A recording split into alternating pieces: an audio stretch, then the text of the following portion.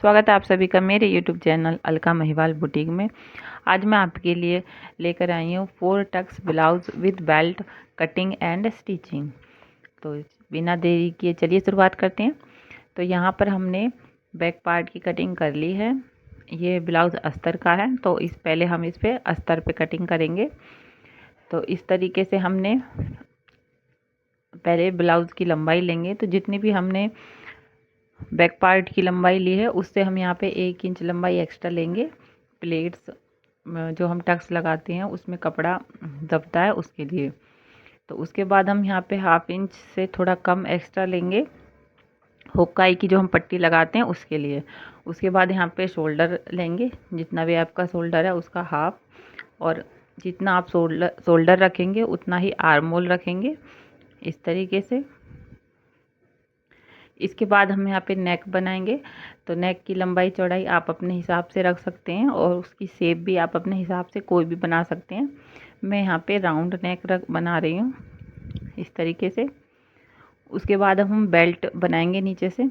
तो बेल्ट की जो लंबाई होती है वो हम ज़्यादातर 3 इंच ही रखते हैं। तो इस तरीके से नीचे से 3 इंच लेते हुए निशान लगा देंगे। उसके बाद जितने भी आपकी चेस्ट हो उसका 4th पार्ट करेंगे, उसमें 2 इंच प्लस करेंगे मार्जिन के लिए।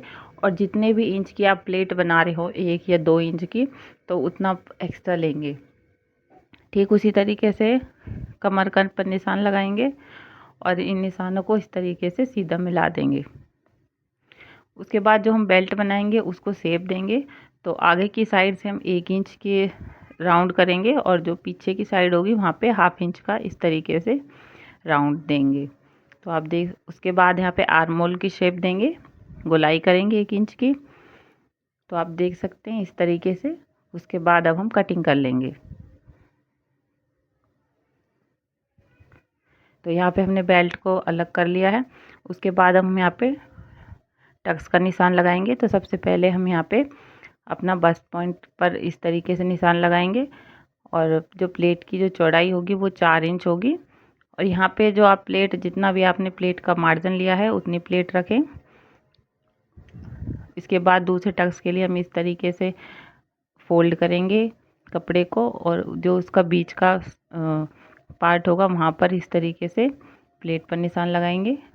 ठीक उसी तरीके से आर्म होल की प्लेट का निशान लगाएंगे। 1.5 इंच का हम यहाँ पर गैप रख रहे हैं। आप चाहे तो यहाँ पे 2 इंच का भी रख सकते हैं।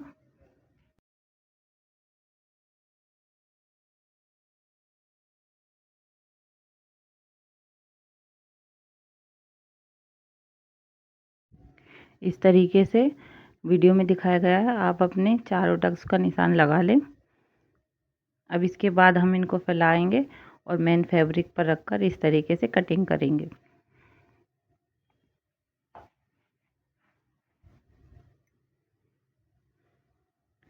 तो जिस तरीके से हमने ब्लाउज़ के पार्ट की कटिंग करी है, ठीक उसी तरीके से बेल्ट की भी कटिंग कर लेंगे मेन फैब्रिक पर। इसके बाद अब हम पहले इसे चारों तरफ से सिलकर कच्चा करेंगे और इसके बाद अब हम यहाँ पे प्लेट पर इसके टक्स बनाएंगे।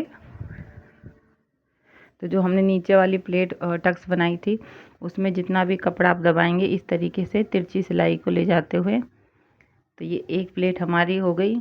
बाकियों के लिए हमने कपड़े का निशान नहीं लगाया था, तो इसलिए हम यहाँ पे सिर्फ एक पैर का कपड़ा दबाते हुए इस तरीके से तिरछी सिलाई ले जाते हुए टक्स की सिलाई लगा लेंगे।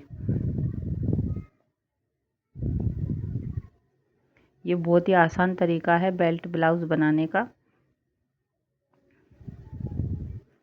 ठीक इसी तरीके से आप टक्स अपने नॉर्मल ब्लाउज में भी बना सकते हैं जिसमें आप बेल्ट ना रखे रहे हों।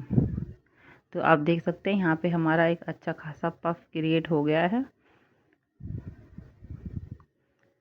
तो ठीक उसी तरीके से हम दूसरे पार्ट को भी तैयार कर लेंगे।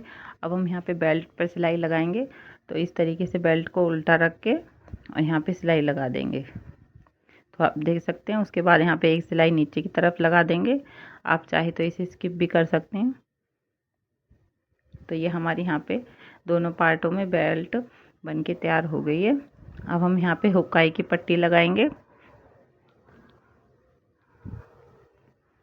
तो इस तरीके से 3 इंच चौड़ी पट्टी लेंगे पहले एक सिलाई लगाएंगे और दूसरी सिलाई पर इस तरीके से वो पट्टी को फोल्ड करते हुए, तो जो पट्टी का जो ऊपर का कोना होता है वो ज़्यादातर उसमें जो हम सिलाई लगाते हैं तो अच्छी फिनिशिंग नहीं आती है। तो एक बार आप ये तरीका अपनाएं इसको फोल्ड करने का, इस तरीके से। तो अभी जो हमारी हुक आई वाली पट्टी है ये बहुत ही अच्छे तरीके से बन के तैयार हो जाती है इस तरीके से। अब ठीक उसी तरीके से दूसरी पट्टी, एक पट्टी को हम बाहर की तरफ निकालते हैं और दूसरी को अंदर की तरफ मोड़ते हैं जिसमें हम हुक लगाते हैं।